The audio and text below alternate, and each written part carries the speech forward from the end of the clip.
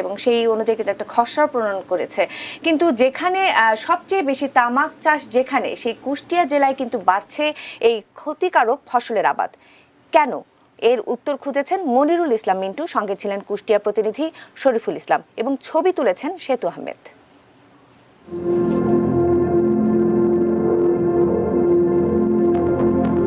2017 সালে এটি নিউজের অনুসন্ধানী রিপোর্ট। তামাক চাষের প্রভাবে কুষ্টিয়ায় বাড়ছে প্রতিবন্ধী মানুষের সংখ্যা। এরপর পার হয়েছে আরও 2 বছর। এখন কি অবস্থা সেখানে?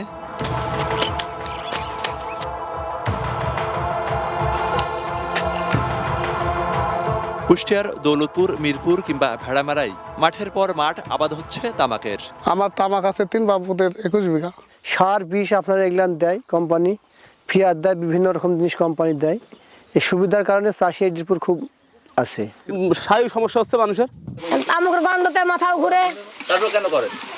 তারপরে করি যে 2 টাকা পয়সা হবে এই জন্য করি। আমার এখানে একজন আছে 150 বিঘি তামাক লাগিয়েছে, তাকে বোধহয় 17 কি 18 লাখ টাকা লোন দিয়েছে। এক সময় এই ক্ষেতগুলোতেই ধান, গম, আলু কিংবা সরিষার চাষ হতো।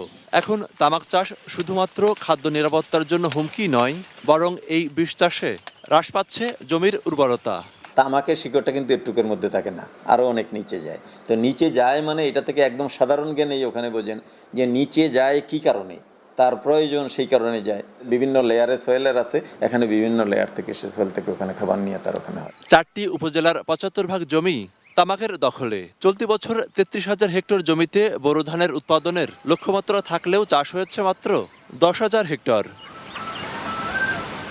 আর তামাক চাষ হয়েছে এরও বেশি, প্রায় 13,000 হেক্টর জমিতে। পরিসংখ্যান বলছে দেশে প্রতি বছর গড়ে প্রায় 40,000 হেক্টর জমিতে তামাকের আবাদ হয়। এর 3 ভাগের 1 ভাগই এই কুষ্টিয়া জেলায়। যদি আমরা আমাদের যে পণ্যগুলো উৎপাদন করি, সেই পণ্য যদি মূল্য আমরা নিশ্চয়তা করতে পারি, বিক্রয় নিশ্চয়তা দিতে পারি, বিপণন নিশ্চয় করতে পারি, তাহলে তামাক অতি দ্রুত এখান থেকে চলে যাবে। তামাক কোম্পানিগুলোর নানা ধরনের প্রণোদনা আর তামাক চাষে বেশি লাভজনক হয় চাষিরা এর ক্ষতিকর প্রভাব সম্পর্কে জেনে কিংবা না বুঝে তামাকের আবাদ বাড়িয়ে চলেছেন। আর এক্ষেত্রে তামাকের ক্ষতিকর প্রভাব সম্পর্কে সরকারিভাবে নানা ধরনের প্রচারণা থাকলেও এই তামাক চাষ নিয়ন্ত্রণে কার্যকর ব্যবস্থা নেই। মনিরুল ইসলাম।